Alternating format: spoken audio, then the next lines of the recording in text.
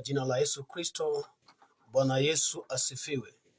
Mahali popote mlipo, ningependa nimshukuru Mungu kwa sababu ya matendo yake makuu na kwa sababu ya uaminifu wake katika njia zetu na katika maisha yetu. Asubuhi leo ningependa tumshukuru Mungu kwa sababu ya kila ambacho amefanya katika njia zetu. Pendwa, si kwa sababu sisi ni wema ndiposa asubuhi leo tumeweza kuamka, lakini ni kwa sababu ya rehema za Bwana na kwa sababu ya mkono wa Bwana juu ya maisha yetu. Kwa hivyo ashukuriwe Mungu kwa matendo yake. Nataka tuombe. Baba Mungu, tunakushukuru kwa sababu wewe ni Alfa na Omega, ambaye Bwana umekusudia ya kwamba tukaokolewe. Umekusudia tukapate neema na kupata kibali tena katika uso wako. Asante Bwana, licha tulikuwa wenye dhambi tukapungukiwa na utukufu wako, lakini Bwana haukuwafa moyo na maisha yetu. Ukachitoa msalabani ili ya kwamba tukapate wokovu na tukapate uzima wa milele. Asante kwa kazi ya msalaba. Tunakushukuru, tunakuheshimisha, maana hakujawahi tokea mwingine kama wewe na wala hakujawahi tokea mwingine kama wewe. Uinuliwe siku zote na utukuzwe. Kwa jina la Yesu Kristo naomba na kuamini. Ubarikiwe na upewe sifa Mungu, maana wewe ni Mungu mwenye uwezo. Nataka tukiingia katika neno asubuhi leo katika jina la Yesu Kristo, na naamini ya kwamba Bwana wa neema anaenda kututenda mema, Bwana wa neema anaenda kututenda makuu. Biblia inasema katika kitabu cha Mwanzo mlango wa 6 mstari wake unaposoma mstari wa 10, Biblia inasema kwamba na wakati maovu yalisiti katika nchi, wakati uovu ulisiti katika nchi, naye Mungu akawa anamtumia mtumishi wake anayeitwa Nuhu. Basi Mungu akamwambia Nuhu, nenda ukafundishe watu na ukahubiri habari njema ya kwamba kuna kadhabu ambayo inakuja, ama kuna uharibifu ambao unakuja. Na basi Nuhu akajitokeza, akaenda kutangaza habari ya Yesu Kristo, akatangaza habari ya msamaha, akatangaza habari ya ukombozi. Lakini kwa sababu ya wanadamu walikuwa na shingo ngumu, kwa sababu ya wanadamu walikuwa wana mawazo tofauti, wengi walikataa kazi ya msalaba. Kama hivi leo wengi injili imehubiriwa, kama hivi leo wapendwa, neema imetangazwa, lakini watu wamefanya mioyo zao kuwa mikumu. Wakati uovu ulisidi katika nchi, wakati maafa yalisidi katika nchi, wakati dhuluma ilisidi katika nchi, na wapendwa, nchi ikakuwa katika hali ya uharibifu, nayo Mungu akaona kwamba amechukizwa na maovu ya watu, na haya maovu ndio ambayo ingeenda kuangamiza. Mungu akatengeneza njia, kama vile alivyotengeneza njia kwa sababu ya Yesu Kristo kukuja duniani. Wote ambao watakaomwaminia, wao wasipotee, wao wasiangamie, bali wawe na uzima wa milele. Wapendwa, kuna ushirikiano kati ya safina, kuna ushirikiano kati ya safina na kasi ya msalaba, ama na Yesu Kristo. Haleluya! Kuna ushirikiano kati ya safina na kuna ushirikiano kati ya kanisa. Wote ambao walisikia habari njema na wakakubali kuingia katika safina, hao waliweza kuepuka maangamio, waliweza kuepuka maafa. Na leo hii wote ambao wamekimbia kanisa, Biblia inasema kwamba wameweza kuhifadhiwa, wameweza kukombolewa, wameweza kupokea neema katika jina la Yesu Kristo. Asubuhi leo namshukuru Mungu kwa sababu ya kazi ambayo aliifanya. Nashukuru Mungu kwa sababu ya neema ambayo aliachilia. Nashukuru Mungu kwa sababu ya kazi nzuri ambayo alifanya, ili ya kwamba wote watakaomwaminia, wapendwa, wasiweze kuangamia, bali wawe na uzima wa milele. Lakini Nuhu akapata neema machoni pa Bwana. Nuhu akapata neema machoni ya Bwana. Ninaongea kuhusu mlango mwembamba asubuhi ya leo. Nataka kuongea kuhusu mlango mwembamba, maana kuna milango singine, wapendwa, ni mlango uendao kuzimu, ni mlango mkubwa. Kuna njia ionekanayo pana, lakini mwisho wake ni mauti. Kuna njia ionekanayo, wapendwa, ni pana, lakini mwisho wake na uharibifu. Lakini kuna njia ionekanayo imepana sana, kuna njia ambayo ni nyembamba, walio wanasema injila inyelele. Kuna hii njia ambayo ni pana, ni kidogo sana. Kuna hii njia ambayo imefinywa, na hii njia, wapendwa, wale ambao wanapita kupita katika njia hii lazima wawe wamekubali kubadilisha, wamekubali kutubu, wamekubali kuchukua msalaba, wamekubali kuwa wameshikana wenyewe, wamekubali kuacha vyote vya dunia, wamekubali kuacha mambo yote yale ambayo inaonekana machoni pao ni mazuri. Paulo anasema ya kwamba vyote ambavyo vilikuwa ni vizuri kwangu nimevisabua kuwa kasi bure. Paulo anasema ya kwamba vyote ambavyo vilikuwa ni vizuri kwa sababu ya Kristo amevihesabu kuwa ni mafi mbele zake. Sijui ni nini ambacho unakidhamini asubuhi ya leo, mtoto wa Mungu. Sijui nini ambacho wewe unakiona cha dhamana sana, lakini Paulo anatuambia ya kwamba wakati anavyolinganisha uzuri wa Mungu, wakati Paulo analinganisha matendo ya Mungu juu ya maisha yake, anasema ni yeye wa kwanza ambaye alikuja kuokolewa, ni yeye wa kwanza ambaye alikuwa hastahili, maana alikuwa ni mtu wa jeuri, alikuwa ni mtukanaji wapendwa, alikuwa ni mtu wa kuudhi watu, alifanya haya mambo kwa sababu ya ujinga. Lakini wakati neema ilikuja wapendwa, tunaposema wapendwa saa imefika ya kwamba tukabadilike tukaaje dhambi, tunapoongea kuhusu wapendwa njia ya msalaba, lazima tufike katika kiwango ya kujua kwamba maisha ambayo tunayoyaishi, haya maisha si mazuri pasipo Yesu kuingia ndani. Haya maisha si mema pasipo Yesu kuchukua ushukani katika maisha yetu. Kwa hivyo wapendwa, kuna hii njia ambayo ni nyembamba sana, ambayo andiko linasema katika Luka mlango wa 13. Hapo ndipo ningependa tusome asubuhi ya leo. Luka mlango wa 13 mstari wake wa 24. Lakini kabla ningeshi mstari wa 24, nataka nianze mstari wa 22. Kuna mazungumzo ambayo Yesu akonayo na mtu fulani, na jamaa huyu akawa anamuuliza Yesu, je, kwani watakaookolewa ni wachache? Watakaookolewa ni wachache. Yesu alikuwa anafundisha kwenye vijiji. Yesu alikuwa anafundisha wapendwa, na baada ya kufundisha akawa anapita katika miji na vijiji akielekea mji wa Yerusalemu. Mstari wa 20 anasema kwamba na mtu mmoja akamuuliza, je, Bwana, watu watakaookolewa ni wachache? Hapo ndipo mazungumzo inakuja, kwa sababu ya njia nyembamba ama kwa sababu ya mlango mwembamba. Akamwambia, jitahidi kuingia katika mlango ulio mwembamba. Tujitahidi sana wapendwa, ili kuingia katika mlango mwembamba, maana si wote ambao wataingia katika mlango huu.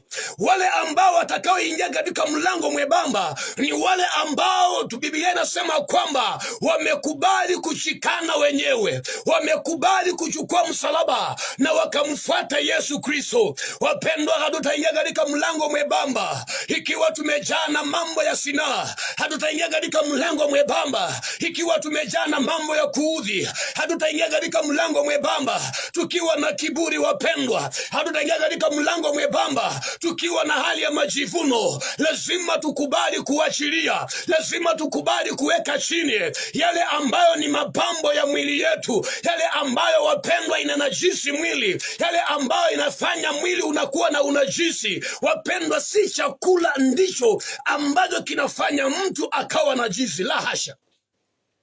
Si chakula ambacho tunakula. Yesu akawa anafundisha akisema ya kwamba hamjui ya kwamba kile kiingiacho katika mdomo kinapita katika tumbo na kinaenda chooni, lakini kitokacho katika moyo, kitokacho katika mdomo, kimetoka katikati ya moyo. Maana moyo ni chemichemi ya mambo yote. Moyo ndio chemichemi ya mabaya, moyo ni chemichemi ya mazuri. Kwa hivyo inatupasa asubuhi ya leo tukaweze kujitahidi wapendwa, kulinda mioyo zetu kuliko vyote tuvilindavyo. Wapendwa, moyo umebeba maafa, moyo umebeba maasi, moyo pia wapendwa, asubuhi ya leo kama utaweza kuulinda moyo moyo wako vizuri na ukaweza kujitahidi, utaweza kuingia katika mlango mwembamba. Maana si wote ambao watakaoingia, wale ambao watakubali tu wapendwa kukaa watakatifu mbele za Bwana, wale ambao watakubali kusikia sauti ya Bwana, hao ndio ambao wataingia katika mlango mwembamba. Andiko la Mungu linasema hivi ya kwamba jitahidi kabisa, jitahidi sana kuweza kuingia katika mlango huu mwembamba. Maana nawaambia ya kwamba wengi watataka sana kuingia lakini wasiweze. Kwa hivyo ni nini ambayo itatuzuia ya kwamba tusiingie katika mlango mwembamba?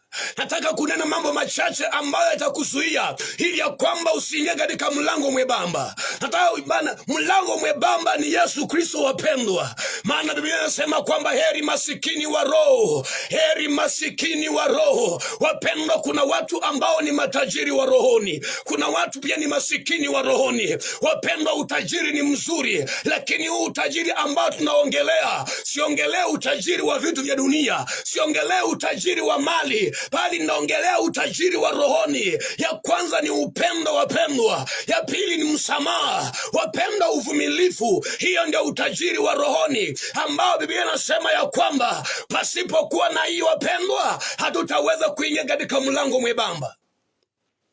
Ndiposa tuingie katika mlango mwembamba, lazima tuwe na upendo, lazima tuwe na msamaha, lazima tuwe na uvumilivu. Maana wapendwa, hii ndio ambayo imefanya wengi wamekata tamaa, imefanya wengi wamefunjika mioyo na wameanza kutafuta mbadala njia nyingine. Lakini nimekuja kukuambia asubuhi leo wapendwa, kuna mlango mwembamba ambao ni Yesu Kristo. Tabia ya Yesu wapendwa lazima ionekane kwetu. Ukristo si kuvaa vazi mzuri, Ukristo si kutoa sadaka peke yake, Ukristo si kuingia kanisani wapendwa, bali Ukristo ni udhihirisho wa neno la Mungu katika maisha yetu. Ukristo wapendwa ni Mungu kuonekana katika maisha yetu. Ukristo wapendwa ni tabia ya upendo kuonekana, ni tabia ya uvumilivu kuonekana, ni tabia ya Yesu ambayo ni msamaha kuweza kuonekana katika maisha yetu. Hapo ndipo tutakuwa tunajitahidi wapendwa kuingia katika mlango mwembamba.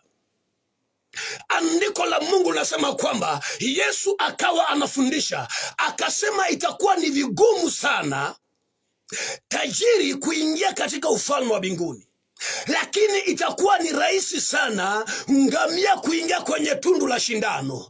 Wapendwa, asubuhi leo sijui ni nini ambayo unaipenda sana, sijui ni nini ambayo unaisingatia sana katika maisha yako, lakini sikia neno la Mungu linasema asubuhi leo, jitahidi sana asubuhi leo kuingia katika mlango mwembamba. Maana wako wengi ambao watatamani kuingia katika mlango huu lakini hawataweza kuingia. Biblia inasema kwamba kuna siku ambayo inakuja, wengi watakuwa wanalia na kusaka meno. Kuna siku ambayo inakuja wapendwa, wengi watasema tulifanya miujiza. Kuna siku ambayo inakuja, wengi watasema kwamba tulitoa mapepo, wengi watasema kwamba tulitembelea wajane, tulitembelea mayatima. Lakini Yesu atasema kwamba tokeni hapa, mimi siwajui. Wapendwa, tunahitaji kutembea katika njia ya utakatifu, tunahitaji kutembea kama vile neno linasema wapendwa. Maana si wale ambao wasemao Bwana Bwana, hao ndio watakaoingia katika ufalme wa mbinguni. La hasha, si wale wasemao Bwana Bwana ndio watakaoingia katika ufalme wa mbinguni, lakini tunapatia mwelekeo kwa wale ambao watakaoingia katika ufalme wa mbinguni. Mathayo mlango wa 7 mstari wa 21, Biblia inasema kwamba na Yesu akawaambia ya kwamba si wale ambao wasemao Bwana Bwana ndio watakaoingia katika ufalme wa mbinguni. La hasha, Lakini ni nani ambaye ataingia katika ufalme wa mbinguni?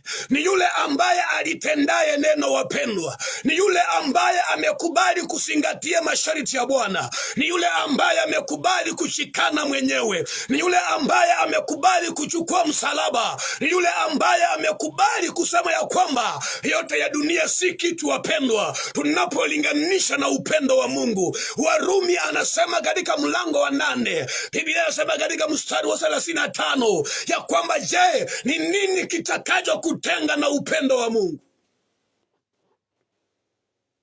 Wengi tumetengwa na upendo wa Mungu kwa sababu ya mambo ya dunia. Wengi tumetengwa na upendo wa Mungu, hatutembei katika njia nyembamba. Wengi tumetenga na ushirika wa Mungu, maana mlango mwembamba hatutaingia. Tukiwa na uongo hatutaingia, wapendwa. Tukiwa na usherati hatutaingia. Tukiwa wadanganyifu hatutaingia. Tukiwa wauaji hatutaingia. Tukiwa wanyang'anyaji hatutaingia. Biblia inasema ya kwamba wale ambao watakaoingia katika mlango huu ni wale ambao walitendalo tendo la neno la Mungu. Ni wale ambao wanafata kanuni. Ni wale ambao wanafata masharti. Ni wale ambao wanafata maagizo. Leo hii, wapendwa, je, kazi gani ambayo tunayoitenda? Majina ni mazuri, vyeo ni vizuri, lakini je, tunapofika mbinguni, wapendwa, cheo haitaonekana. Takapofika mbinguni, wapendwa, hakuna yule ambaye atasema kwamba wewe ulikuwa unaitwa fulani. La, sisi wote tutakuwa same. Kwa hivyo, wapendwa, kinachohitajika, lazima tuzingatie maagizo, lazima tutembee katika neno. Tunapochukua neno, wapendwa, maana yule ambaye ni mkuu katika ufalme wa mbinguni ni yule ambaye amekubali kunyenyekea, ni yule ambaye amekubali kuvunjika, yule ambaye analifuata neno la Mungu. Biblia inasema ya kwamba lakini mwenye nyumba atakaposimama na kufunga mlango, nanyi mkaanza kusimama nje na kupisha mlango, mkisema, e Bwana, tufungulie, naye atajibu na kuambia, siwajui mtokako. Ndipo mtakapoanza kwa kusema, tulikula na kunywa mbele yako, nawe ulifundisha katika njia zetu. Naye atasema, nawaambia, siwajui mtokako. Ondokeni kwangu, nyinyi nyote mlio wafanyaji wa dhuluma. Kwa hivyo, asubuhi ya leo, wapendwa, ni nini ambacho tunachokitenda? Tumekuwa watu wa dhuluma. Tumekuwa watu ambao ni wakufinyilia wenzetu. Tumekuwa ni watu ambao ni wanyang'anyi. Tumeishi, wapendwa, katika majivuno, tukidhani ya kwamba vyeo vyatusaidia, lakini saa imefika ya kwamba tukaweza kubadilika. Maana kuna siku ambayo inakuja, kutakuwa na kulia na kusaka meno, wapendwa.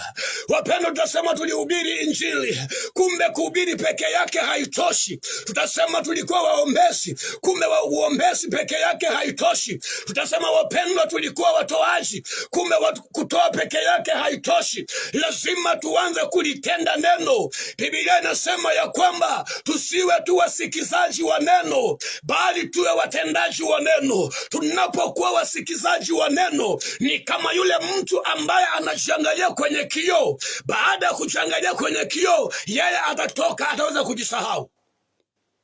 Lakini wakati tunaruhusu neno la Bwana likakaa katika mioyo yetu, tunaporuhusu neno la Mungu likaingia katika mawazo yetu, neno la Mungu likakolea munyu, wapendwa, tukaanza kuliwasa neno, tukaanza kuliongea neno, tukaanza kuliishi neno, wapendwa, Biblia inasema ya kwamba tutaingia katika mlango mwembamba. Kunayo njia inayoonekana pana, lakini mwisho wake ni mauti. Sijui ni njia gani ambayo unaifuata asubuhi ya leo, lakini njia ni Yesu Kristo, wapendwa. Sijui ni mlango gani ambao unaufuata asubuhi ya leo, lakini mlango ni Yesu Kristo. Yesu peke yake, wapendwa, ndio kivukio cha kuweza kuepuka katika hali ya ubaya na kuingia katika hali ya tumaini.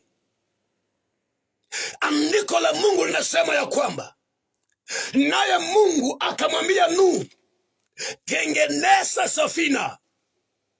Leo tunakuambia ya kwamba enda kanisani wapendwa, ukaweza kufundisha kuhusu huyu Yesu. Lakini wengi wamekataa. Wengi wamejipa shughuli kwa mambo yao. Wengi wamejipa shughuli kwa raha zao, kama vile ilivyokuwa wakati wa Nuhu wapendwa. Maana safina ilikuwa ni kwamba watakaoingia hawa ndio watakaookolewa. Leo hii wapendwa, tunapomfuata Yesu Kristo, tunapoingia kanisani, tutaweza kufundishwa maadili, tutaweza kufundishwa sheria ya Bwana. Lazima tabia ya Mungu tukaweza kuijua. Yeye ni Mungu mwenye upendo. Biblia inasema katika Naumu mlango wa 1 mstari wa 7, Mungu ni mwema wapendwa. Mungu ni mwema. Mungu ni mwema asubuhi ya leo. Mungu ni mwema kwa wale ambao nao mtafuta. Mungu ni mwema kwa wale ambao wapendwa katika hali ya hatari. Mungu aliona ulimwengu unaenda kuharibika. Mungu aliona ulimwengu unaenda kusama. Mungu aliona ulimwengu unazama. Nani ambaye angeweza kuokoa ulimwengu? Biblia ikasema ya kwamba naye Mungu akamwendea Nuhu, akamwambia Nuhu, enda tengeneza safina. Wale ambao watakao kubali kuingia kwa safina, wao wataweza kupona. Lakini watu walikataa. Leo umehubiriwa habari ya uokovu, umekataa. Wapendwa, kuna maafa inakungojea. Umehubiriwa habari ya msamaha, umekataa. Sijui ni nini ambacho unaongoja. Umehubiria wapendwa njia ya upendo, umekataa. Wapendwa, nataka nikwambie kwamba kuna shimo ambalo unaenda kutumbukia, hakuna atakaye kuokoa. Kwa hivyo ni vizuri asubuhi ya leo ukaweza kubadilisha mwenendo wako, ukaweza kubadilisha mawazo yako, ukasema ya kwamba Yesu, niko mbele zako. Kunayo njia nyembamba wapendwa, kuna mlango mwembamba wapendwa, na si wote watakaoingia. Watakaoingia katika mlango mwembamba ni wale ambao wamekubali ya kwamba wataachana na anasa, wataachana na uongo, wataachana na wizi, wataachana na usherati. Maana hiyo ndiyo ambayo inatia watu unajisi. Hii ndio ambayo inafanya watu wapendwa wanaangamia. Maana wapendwa, tumejiangamiza sisi wenyewe kwa sababu ya maovu yetu. Lakini Mungu hapendi tuangamie. Wakati uovu ulisidi katika nchi, wakati ubaya ulisidi katika nchi, Biblia inasema ya kwamba naye Mungu akawa anaongelesha mtumishi wake Nuhu. Akamwambia Nuhu, nenda ukaambia hao watu wakaweza kubadilika. Nenda ukaambia hao watu wakaweza kutubu. Kuna maisha ambayo tumeyaishi, kuna mienendo ambayo tumekuwa nazo. Na wapendwa, asubuhi ya leo, hiyo ndio ambayo Mungu anasema ya kwamba tutakapoiweka chini, tutakapoiachilia. So Mungu akamwambia Nuhu, tengeneza safina. Ikawa mfano wa mlango mwembamba. Tukiwa na maisha yetu asubuhi ya leo, kuna vitu ambavyo tunavihitaji kuviwacha. Kuna tabia lazima tusiache asubuhi ya leo. Wewe mwenyewe unajitambua asubuhi ya leo wapendwa, maana wewe ni nabii wa maisha yako. Wacha kuwa na shingo ngumu kama Farao, maana utangamia. Wacha kuwa wapendwa na shingo ngumu. Saa imefika, badilisha mwenendo wako. Saa imefika, badilisha mawazo yako. La sivyo wapendwa, kuna uharibifu unakuja. Na si eti Mungu amependa uangamie, bali ni wewe ambaye umekubali kujangamiza wewe mwenyewe na maovu ambayo unayoyatenda. Njia ya wokovu ni Yesu Kristo. Mlango wa kuepuka mauti ni Yesu Kristo. Alipomwambia tengeneza safina, Biblia inasema ya kwamba wengi walijipa shughuli, wengi walimuita majina, wengi walisema wewe kipara. Leo hii wapendwa, wakati injili inahubiriwa, umejipa shughuli zako wewe, umeona mambo yako yanafaa. Lakini kipindi kimefika, tusipobadilika wapendwa, tutaangamia. Na tukiangamia wapendwa, si kwamba Mungu amependa tuangamie, ni sisi ambao tumekubali tuchangamize kwa maovu yetu ambayo tunayoyatenda. Lakini saa imefika ya kwamba wale ambao watakao kubali kutembea katika njia nyembamba, watakao ingia katika mlango mwembamba, Biblia inasema ya kwamba hao ndio ambao wataweza kuiona ufalme wa mbinguni. Tunaweza tukatoa sadaka, tunaweza tukatoa mapepo wapendwa, tukafanya miujiza, lakini je, tunatenda neno la Mungu ama hatutendi neno la Mungu? Kinachohitajika asubuhi ya leo, Biblia inasema kwamba si wale wasemao Bwana Bwana ndio watakaoingia katika ufalme wa mbinguni, bali ni wale ambao watendayo kazi ya Mungu. Asubuhi ya leo na kuombea neema ya asubuhi ya leo wapendwa, ya kwamba ukaanza kulifuatilia neno, ukaanza kulitenda neno wapendwa. Ninakuombea asubuhi ya leo ya kwamba ukaanza kumwangalia Bwana, la sivyo wapendwa unaenda kuangamia. Na unapoangamia usiseme ni Mungu amekusudia uangamie, la hasha. Mungu anakupenda. Anasema katika Naumu mlango wa 1 mstari wa 7, yeye ni mwema wakati wa taabu. Mungu ni mwema wakati wa taabu, kumaanisha kwamba yeye anahitaji uokolewe, kumaanisha kwamba yeye amepaka na mpango mzuri kwa ajili ya maisha yako. Na kama haukubaliana na mpango wa Mungu wapendwa, wewe uko na mpango wako, basi ule mpango wako inaenda na wao. Lakini hiyo ndio Biblia inasema kwamba kunayo njia ionekanayo sawa machoni pa mwanadamu, lakini mwisho wake ni mauti. Hiyo njia yako nayo ikubalia, hiyo njia ambayo inakufurahisha machoni pako. Kuna njia ya mwanadamu na kuna njia ya Mungu. Na kwa sababu Mungu hata kulazimisha wapendwa ufanye kile ambacho hautaki. Mungu ataachilia wapendwa ufanye kile ambacho unachokitaka, lakini mwisho wake, wakati wapendwa ghadhabu inatoka, wakati hukumu inakuja, hapo ndipo utakapojua ya kwamba kile ulichokuwa ukifanya kilikuwa ni kizuri ama kilikuwa ni kibaya. Kila mtu atahukumiwa. Kila mtu atahukumiwa. Utende mazuri utahukumiwa kwa mazuri unayoyatenda. Ukitenda mabaya utahukumiwa kwa mabaya unayoyatenda. Hukumu ni mara pili wapendwa. Hukumu ni kwa kutenda mazuri na hukumu ni kwa kutenda mabaya. Kila lolote ambalo unalolitenda utaweza kuhukumiwa, lakini hukumu unakuja kwa njia mbili. Kuna hukumu wa matendo mema na kuna hukumu wa mabaya. Kwa hivyo jitahidi sana asubuhi ya leo kuingia katika mlango mwembamba. Glory to Jesus. Jitahidi wapendwa asubuhi ya leo kuingia katika mlango mwembamba. Jitahidi asubuhi ya leo. Maana wako wengi ambao wanatamani kuingia katika mlango huu, lakini wamekataa kuachilia mzigo wao. Wako wengi ambao wanatamani sana kuingia katika wapendwa mlango huu, lakini wamekataa kuacha chuki. Wako wengi ambao wangetamani sana kuingia katika mlango mwembamba, lakini wamekataa kuacha usharati.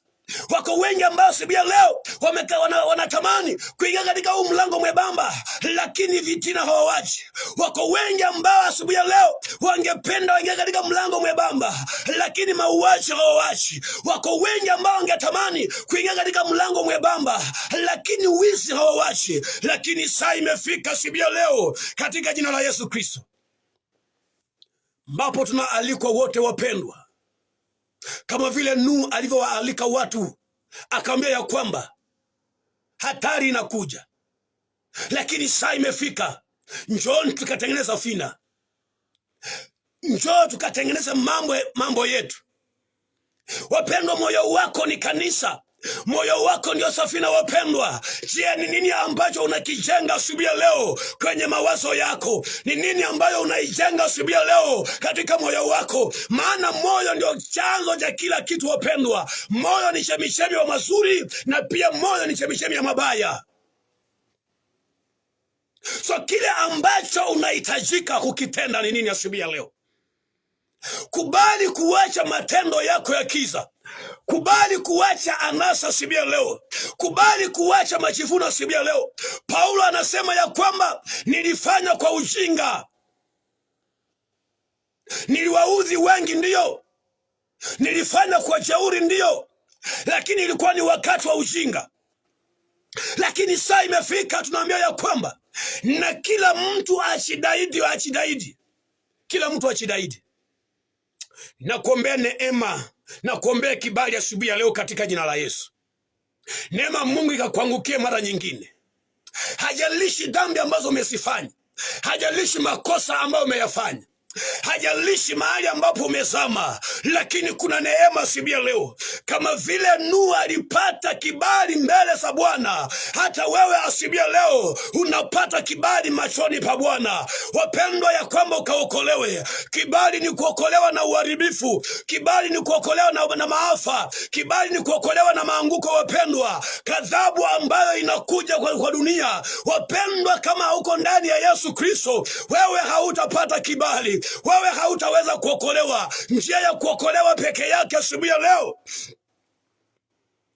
ni sisi kuweza kumrudia Bwana, ni sisi kuweza kumwangalia Bwana asubuhi ya leo.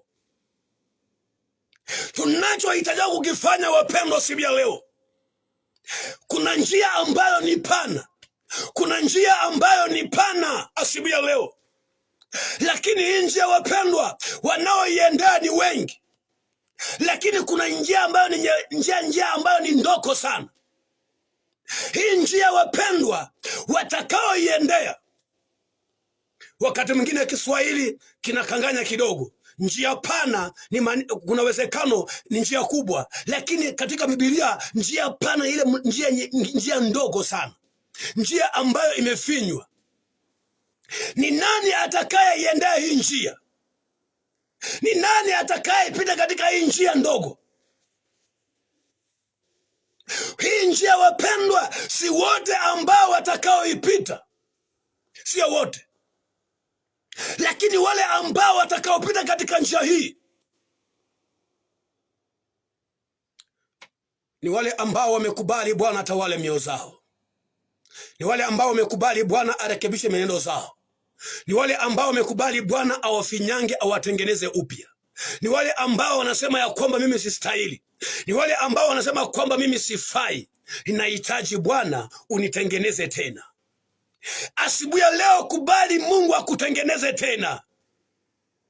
Wewe ndio sababu, wapendwa, ambayo Mungu aliwacha vyote mbinguni akashuka kwa mfano wa mwanadamu.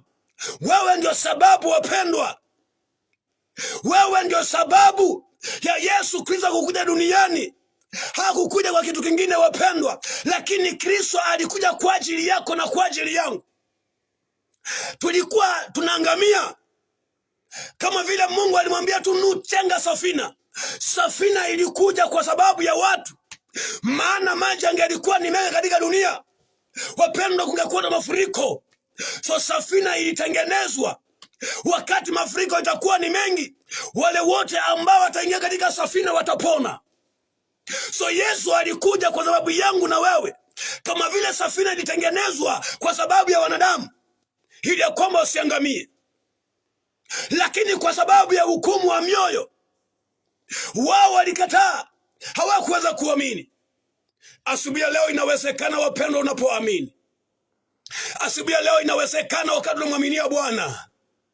Asubuhi ya leo inawezekana tunapomwangalia yeye. Yeye ni Mungu mwaminifu, wapendwa, na wala hakuna mwingine awezaye kulinganishwa na yeye. Yeye ni wa pekee. Asubuhi ya leo ni yeye, mwanzo tena mwisho, katika jina la Yesu Kristo. Wewe ambaye haujaokoka, ningependa nikuelekeze katika mlango mwembamba.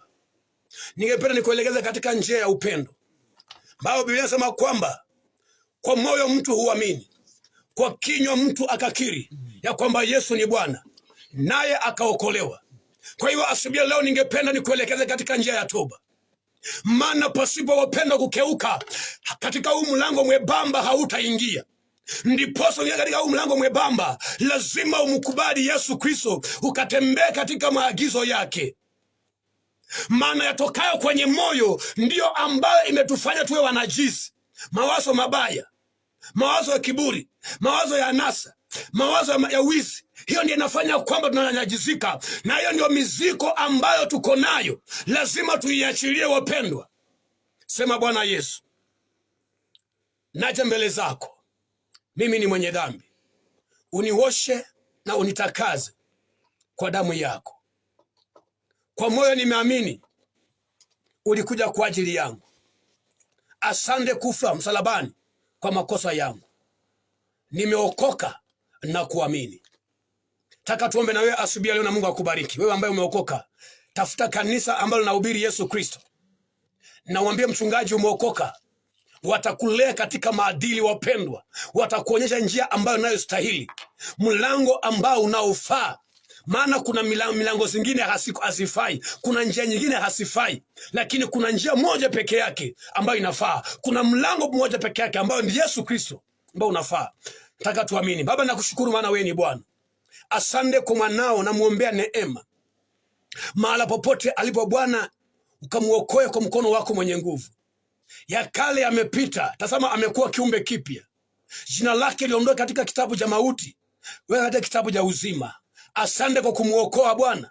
Maana ya kale Bwana mtakatifu yamesaulika. Tazama amekuwa ni kiumbe kipya kuanzia leo. Mpe kanisa, mpe mchungaji atakayemlea kwa jina la Yesu Kristo.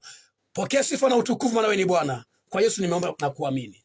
Majina yangu ni mchungaji Enoch Wanjala, na Mungu wa mbinguni awabariki.